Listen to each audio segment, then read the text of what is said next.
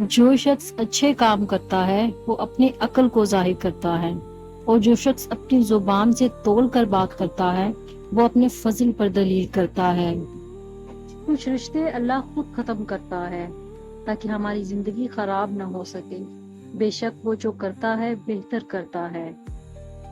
پریشانیاں حالات سے نہیں بلکہ خیالات سے پیدا ہوتی ہیں۔ سر پر دوپٹہ رکھنے سے عورت اللہ پاک کے سائے میں رہتی ہے۔ خوش قسمت ہے وہ انسان جس کے لیے کوئی روئے، اور بدقسمت ہے وہ انسان جس کی وجہ سے کوئی روئے۔ پسند اس کو نہ کرو جو دنیا میں سب سے زیادہ حسین ہو، بلکہ پسند اس کو کرو جو تمہاری عزت کرتا ہو۔ معاف ہر بار کرو مگر اعتبار ایک ہی بار کرو۔ جب انسان کی عقل مکمل ہو جاتی ہے تو اس کی گفتگو مختصر ہو جاتی ہے۔ زندگی میں اگر کچھ حاصل کرنا ہو تو محنت سے زیادہ دعا کی ضرورت ہوتی ہے۔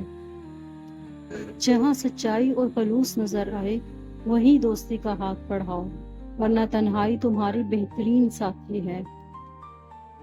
ہر شخص کا غم اس کی ہمت کے مطابق ہوتا ہے۔ جو شخص دوسروں کے رازوں کو کریدے گا تو اللہ اس کے رازوں کو فاش کر دے گا۔ ہمیشہ زندگی میں ایسے لوگوں کو پسند کرو جن کا دل چہرے سے زیادہ خوبصورت ہو۔ کبھی کسی کو نظر انداز نہ کرنا جو تمہاری پرواہ کرتا ہے، ورنہ کسی دن تمہیں احساس ہوگا کہ پتھر جمع کرتے کرتے تم نے ہیرا گنوا دیا۔ جب اللہ کسی کو پسند کرتا ہے تو اسے خوب آزماتا ہے، بس تم صبر کرنا، کیونکہ صبر کرنے والوں کی منزل جنت ہے۔ جس سے محبت کی جائے اس سے مقابلہ نہیں کیا جاتا۔ کسی کو پا لینا محبت نہیں بلکہ کسی کے دل میں جگہ بنا لینا محبت ہے۔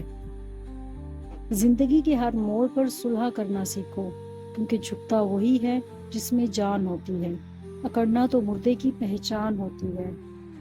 جب دل تھک جائے تو جان لو کہ آسمان سے تمہاری مدد کے لیے قبولیت کا اب کوئی نہ کوئی دروازہ کھلنے والا ہے۔ جب کوئی دوست تمہیں اپنا راز بتائے تو سمجھ لینا کہ وہ اپنی عزت تمہیں امانت دے رہا ہے، اس میں کبھی خیانت نہ کرنا۔